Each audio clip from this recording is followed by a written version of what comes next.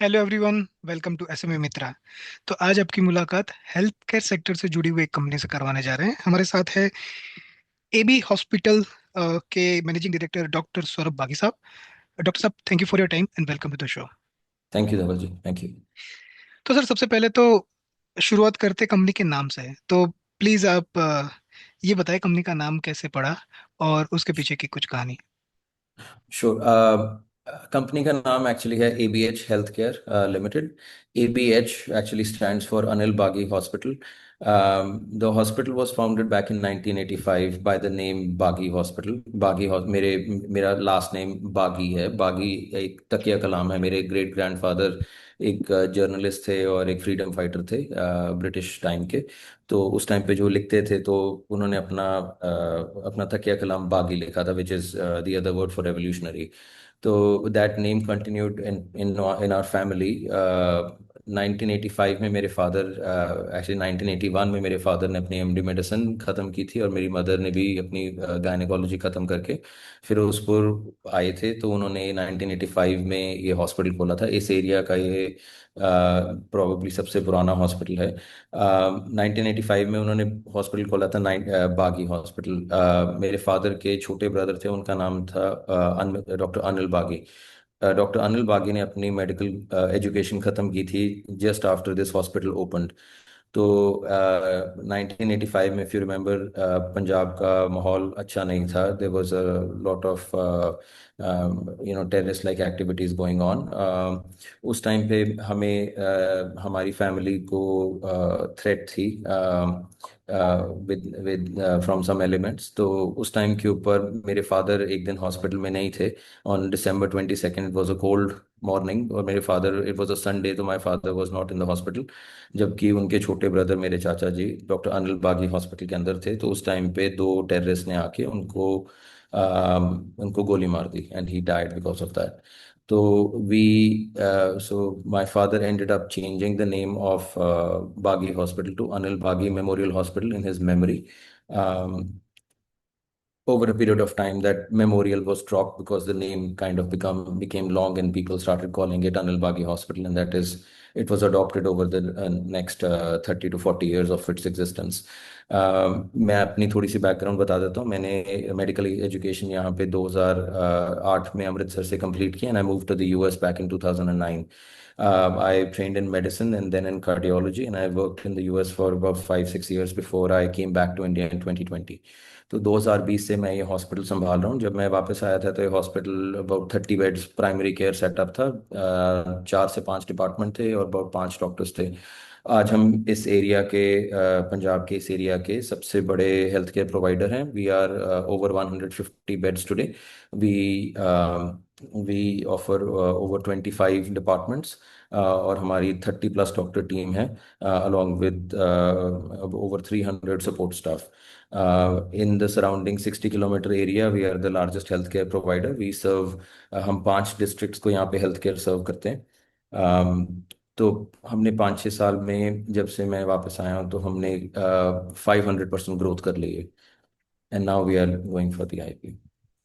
That's a right. Basic back. Yeah, बहुत ही एक historic background रहा आपकी कंपनी का, आपकी जर्नी का। आपके चाचा जी को हमारी श्रद्धांजलि और सैल्यूट।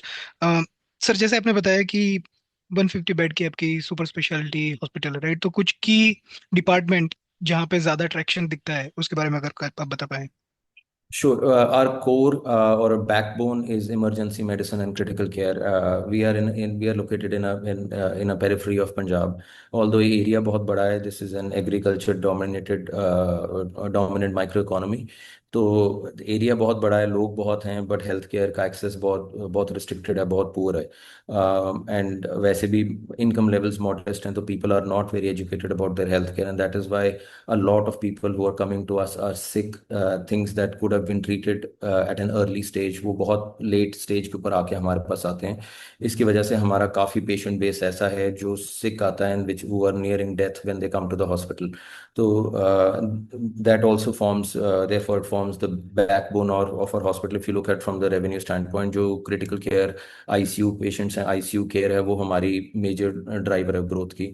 इसके अलावा मैंने जैसे आपको बताया, मेरे पास इस टाइम पे हम हमारे हॉस्पिटल में 25 से ज़्यादा स्पेशलिटीज़ हैं, which includes everything from cardiology, gastroenterology, nephrology. We have 7 different types of surgeons. अभी हमने रिसेंटली यहाँ पे ऑन्कोलॉजी कैंसर ट्रीटमेंट भी शुरू कर दिया, and we are the only private hospital in surrounding 100 kilometres और so that is offering cancer treatment as well. Alright sir, company के ऑर्ग स्ट्रक्चर के बारे में बात करें तो कंपनी की कोई सिस्टर कंसर्न्स या कहीं और आपका सेटअप है, या फिरोजपुर में एक हॉस्पिटल ही है अभी?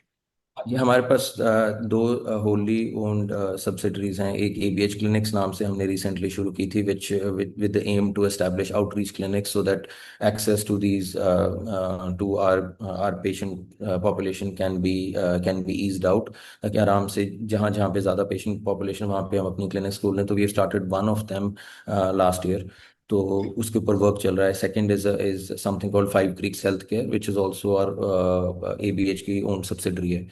तो ABH health care is the main company, और उसकी अंडरलाइंग दो सब्सिडरीज। ओके। ऑलराइट। और सर जैसे आपके रिवेन्यू देख रहा था, उसकी ग्रोथ हल्की सी डिक्रीजिंग है। पहले जो प्रोस्पेक्टस में था 39% था, then 19% and this year like 6.58%। Any specific reason for this? Right, so financial year 25-26 थोड़ा सा रफ था यहाँ पे। There was India Pakistan conflict, okay. जो एक क्वार्टर हमारा रेवेन्यू ग्रोथ का वो स्टैग्नेट हो गया। उसके बाद पंजाब में फिर आई थिंक थर्ड क्वार्टर के अंदर फ्लड्स आ गए, which also affected our area quite a lot. तो दो ऐसे हैपनिंग्स थी जो हमारे हाथ के बाहर थी, but we still grew despite having 2 quarters of non growth inside a business. We still grew despite all of this. और सिमिलर पॉइंट ऑफ व्यू से आपकी जो EBITDA मार्जिन है वो काफी हेल्थी लेवल से इंक्रीज हो रहे हैं। 16.6 से 26.7 और रिसेंटली 28 पहुंच गया। उसका क्या रीजन है सर? एक्चुअली पर्सनली बताऊं तो 6 years ago I was an employed doctor in hospital in the US। मैं कोई हम्म बिजनेसमैन ही था। हम्म हम्म धीरे धीरे करके मेरे को हॉस्पिटल मैट्रिक्स और हॉस्पिटल बिजनेसेस समझ आ रहे हैं। वो दे hmm what I learned over the past few years is that एक तो आपकी हॉस्पिटल कॉस्ट, जो मेन रेवेन्यू ड्राइविंग कॉस्ट है, that is the doctor cost. तो हम्म आप जितना अच्छा डॉक्टर लगेंगे, जितना अच्छा उसको पे करेंगे, उतना आपका रेवेन्यू डायरेक्टली ग्रो होएगा। So you have to control costs at other places, especially consumables. Consumables is an area where margins are significant to vendors, and if you're able to buy them in bulk, for example, if you're able to negotiate appropriately, तो आपके consumable cost काफी काफी कम हो जाती है। हम्म Then again, also being in a tier 3 city, we had a challenge when we came back. We wanted a similar standard of care that I was witnessing in the US. पर वो standard of care of her करने के लिए, वो वैसे hospital चलाने के लिए आपको उतना ही ट्रेन स्टाफ चाहिए होता है, which was unfortunately not available in a tier 3 city. What hmm we tried to hire staff from outside our city, but then it was expensive. आप किसी को भी ज्यादा सैलरी दे के अपने पास लेके आते हैं तो वो एक्सपेंसिव हो जाता है। So what we started doing is we started training our own staff. तो आज के डेट के अंदर मेरा जितना सीनियर स्टाफ है हमारा अपना ट्रेंड है। आप उसको क्लिनिकल डिपार्टमेंट्स देख लें, आप नॉन क्लिनिकल डिपार्टमेंट्स देख लें, आप सपोर्ट एंसिलरी डिपार्टमेंट्स देख लें, a lot of people are trained for their job inside this hospital. So we've been able to control HR costs as well over there. Third, हमारी capex cost अब restrict हो गई है।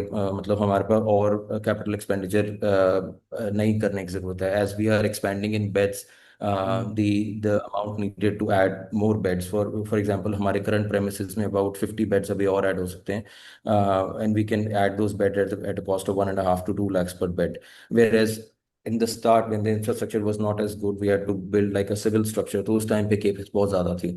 तो इसलिए हमारे प्रॉफिट मार्जिन्स इंक्रीज हो रहे हैं, एंड टू दैट एक्सटेंट अभी हम 50% ऑक्यूपेंसी पे रन कर रहे हैं। For most hospitals to have a golden number, to have a good occupancy, the number is about 70%। कि 70% की occupancy जिस हॉस्पिटल की होती है, that is almost equal to 100%, because hospitals में sort of जाम लग जाता है। अगर आप 150 बेड हॉस्पिटल हैं, there might be some beds in a neonatal unit, new born के लिए हैं, और कुछ एडल्ट ICU में आप एडल्ट पेशेंट को न्यूनेटल बेड नहीं दे सकते। ऐसे ही आप एक कीमोथेरेपी का बेड एक इन्फेक्टेड पेशेंट को नहीं दे सकते। So a lot of beds are not interchangeable, although we may have empty beds at a point point of time, but the patient that is coming to us may not fit that scenario. So for that matter, 70% is an appropriate occupancy to have in a hospital. और हमारा जैसे अब 50% से 70% तक grow कर रहा है occupancy rate, तो वो जो प्रॉफिट मार्जिन है, वो जो रेवेन्यू है, that is almost purely profit margin, because we don't need to spend on the capex, we don't need to spend capex on equipment. हमारा एचआर कॉस्ट भी काफ़ी हद तक लिमिटेड है। तो आप ये देखेंगे कि बेटा मार्जिन हमें आने वाले टाइम में बढ़ेंगे जैसे हमारे ऑक्यूपेंसी रेट्स बढ़ रहे हैं। और सर जैसे आपकी कंपनी का जो डेट इक्विटी रेशियो है राइट नाउ 3.2 है, आईपीओ प्रोसीड के बाद आप कुछ डेट रीपे करेंगे, तो आइडियली डेट इक्विटी रेशियो आप क्या देखते हैं मतलब 2-4 साल के लिए? It's a slightly difficult question to answer okay. Right now, क्योंकि हम्म। अभी के लिए हमारे, आपने सही बोला, हमारी आईपीओ प्रोसीड्स हमारे मेजोरिटी डेट पे ऑफ करेगा। तो हम्म। उससे हमारा कैश फ्लो फ्री हो जाता है, एंड मेरी फर्दर एक्सपेंशन कुछ अमाउंट है, जैसे 17 CR is going to debt, 4 crores is going to be working capital, and the remaining is going to be acquisition. तो एक्विजिशन के लिए मेरा सारा पैसा नहीं बचता है। If I want to expand further, I have a target to expand about 500 beds in the coming 5 years। Hmm. तो वो जो 100 बेड पर ईयर की जो इंक्रीज है, वो लाइकली डेट फंडेड होएगी। तो हम्म। आने वाले टाइम में मेरा डेट इक्विटी रेशियो क्या होएगा, I can't really say. All I can tell you is कि हाँ, करंटली हमारा डेट पे ऑफ होएगा, डेट इक्विटी रेशियो और बेटर होएगी, और हम्म। हमारा कैश फ्लो फ्री हो जाएगा, so we can expand easily and from for that matter. और सर जैसे आपकी कंपनी के एट्रिशन रेट है वो लाइक लास्ट 3 ईयर्स में 45% था, फिर 25%, अब 9% मैनेजेबल है, तो वो जिस ईयर में 45% एट्रिशन रेट था उसका क्या रीजन था सडन इंक्रीज का? यही है कि जी, जब जैसे जैसे आप, I am not sure about other businesses, पर हॉस्पिटल बिजनेसेस ऐसे ही हैं कि जब आप थोड़े से इमेच्योर बिजनेस हैं, जब आप स्टार्ट कर रहे हैं, तो हम्म।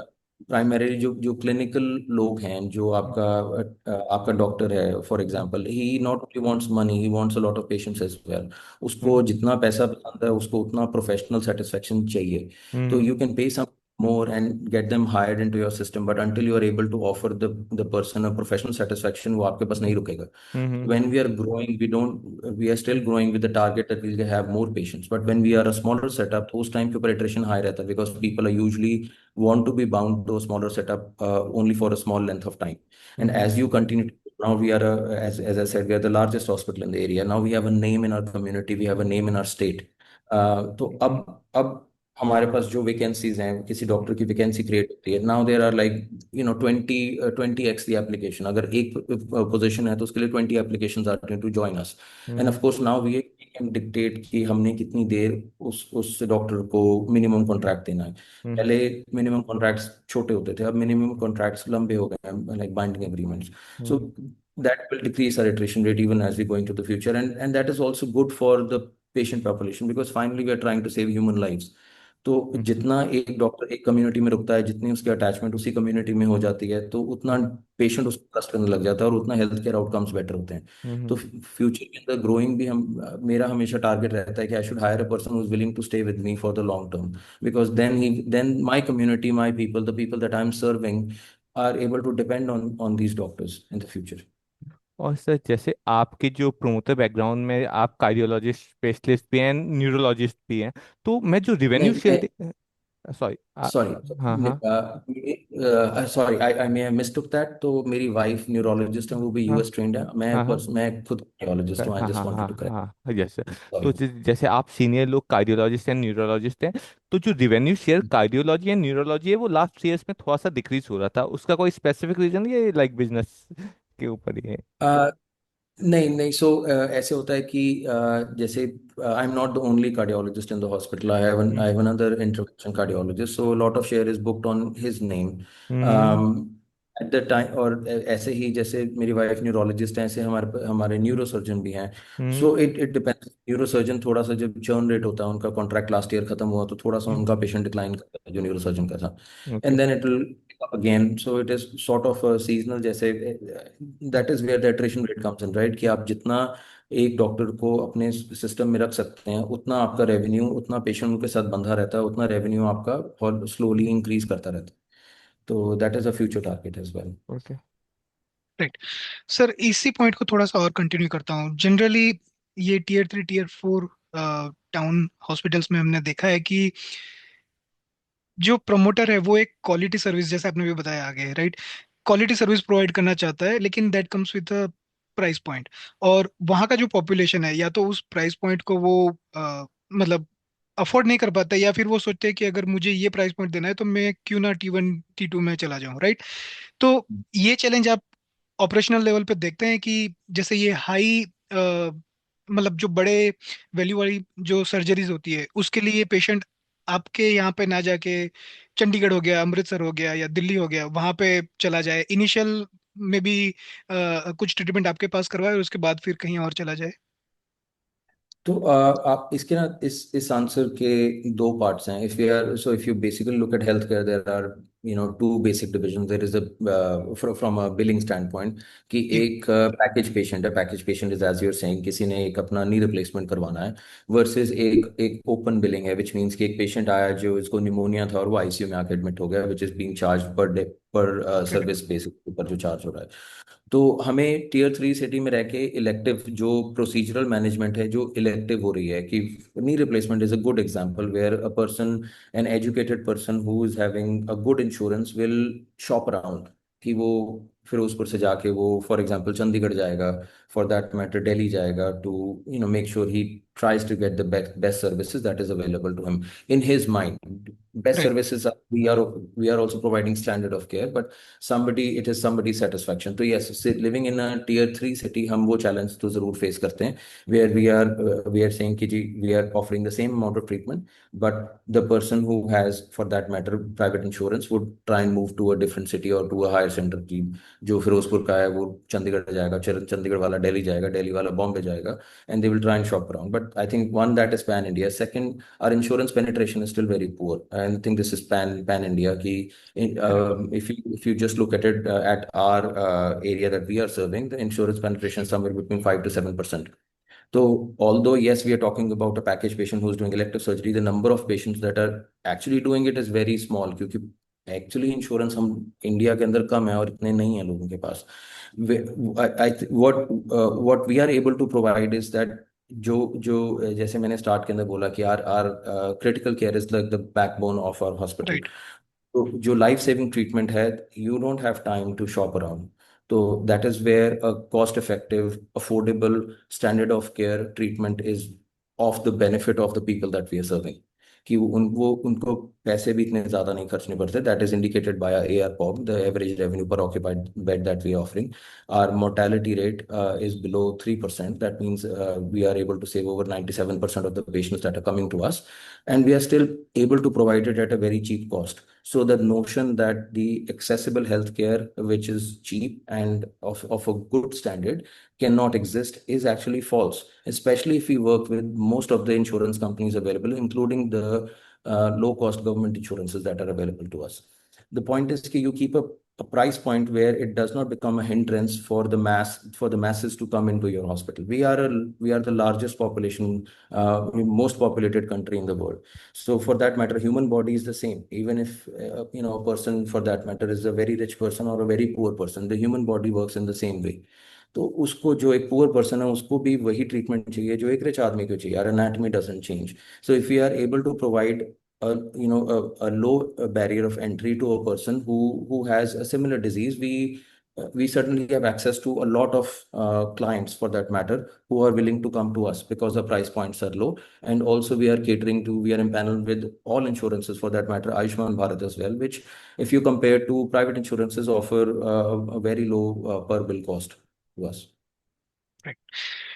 सर, थोड़ा सा रेवेन्यू स्प्लिट के बारे में बात करते हैं। तो आपने जैसे बताया कि आयुष्मान भारत या और भी गवर्नमेंट स्कीम्स है जिसके अंदर पेशेंट आपके यहाँ पे ट्रीटमेंट करा सकता है, राइट। तो government scheme versus rest of them, उसका बॉल पार्क डिस्ट्रीब्यूशन अगर आप बता पाए। Sure. I think about 35 to 40% of our patients are coming from government schemes. About 15% are coming from private insurances. And I think about 40 to 45% remaining patients are still cash.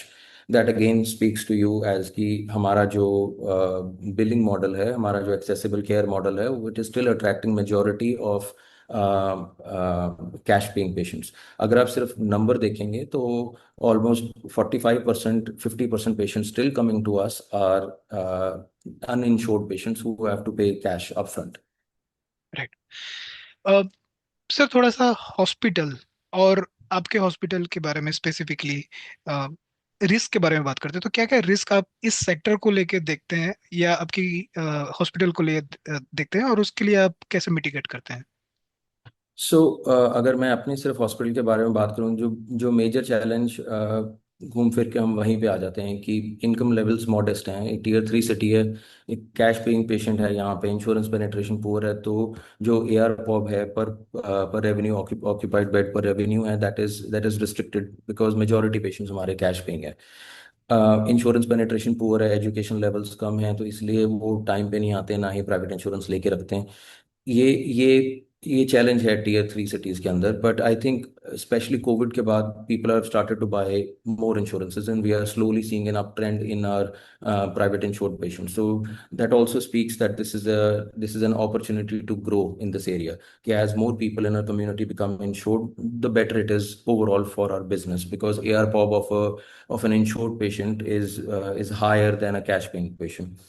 Um, और एक जो major I think pan India जो हमारी sector के लिए constraint है, वो है government payments.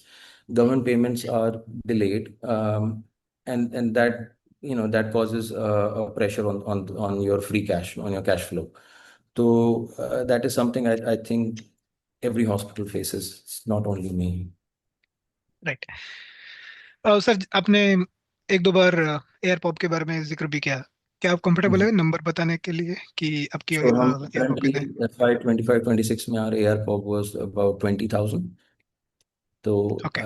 it will grow over time, and the next as I said, as we increase our bed occupancy rates, as our हमारा पेयर मिक्स थोड़ा और बेटर हो रहा है, इंश्योर्ड पेशेंट्स ज़्यादा आ रहे हैं, तो हमारा ये एयरपॉप स्लोली ग्रो करेगा। राइट। सर, अगले 3 से 5 साल के लिए क्या लक्ष्य लेके आप चलते हैं? सर मैं सोचता हूँ कि नेक्स्ट 5 इयर्स के अंदर मैंने अपने लिए टारगेट रखा 500 to 750 बेड्स का। दैट इज गिव और take about 100 beds a year, and that is what I want to add to my company. I want to target brown field opportunities, hospitals जो ऑलरेडी एग्जिस्टेंट है but they are not profitable, and the current promoter may not be able to generate enough revenue. I will target, I'm in talks with a couple of hospitals already, but I want to target hospitals that are primarily similar to the structures that I'm running, कि उनके पास empanelments already हैं, insurances already existent हैं, but for some reason or the other there is not enough patient flow into the hospital, or even if there is a patient flow they are not able to turn an operating profit. So इस model से if I bring my model of accessible healthcare where the cash paying patient has an easy entry into our system, so I think these hospitals can turn easily profitable. Also, as I move into larger cities, say tier 2 cities, so I will have an exposure to a better payer mix, जहाँ पे insurances थोड़ी better हैं, even more government panels available हैं, and that's my future plan. Right. So doctor साहब, inter conclude करें उससे पहले कोई मैसेज आप छोड़ना चाहेंगे पोटेंशियल शेयर होल्डर के लिए? श्योर। मैंने आप जैसे बोला कि हमने प्रूव कर दिया है कि एक्सलेंट हेल्थ केयर और अफोर्डेबल हेल्थ केयर दो अलग चीज़ें नहीं हैं। यू डोंट बिल्कुल। Need to pay lot of money to have good accessible low cost health care, and we have proven that by having a very sick case load, कि हमारे patients हैं वो बहुत सिक आते हैं हमारे पास, despite that our success rates are very high, and our way of working, our clinical model and our business model can be expanded pan India. हम इंडिया में tier 1 cities limited होंगी, you can probably count it on your fingers, but जो tier 2 tier 3 cities हैं वो hundreds के अंदर हैं। तो हमारा बिजनेस मॉडल ऐसे hundreds ऑफ cities में काम कर सकता है, जहाँ पे पेशेंट पर कैपिटा जीडीपी हमारी कंट्री की पुअर है, और मेजोरिटी लोग ऐसी जगहों पे रहते हैं जहाँ पे उनके पास एक्सेसिबिलिटी अच्छी हेल्थ केयर की नहीं है। So I see our business model having a good growth in the future. All right. Thank you very much doctor Saurabh, अपने समय दिया और कंपनी के बारे में विस्तार से बताया। Thank you sir. Thank you for taking the time. Thank you.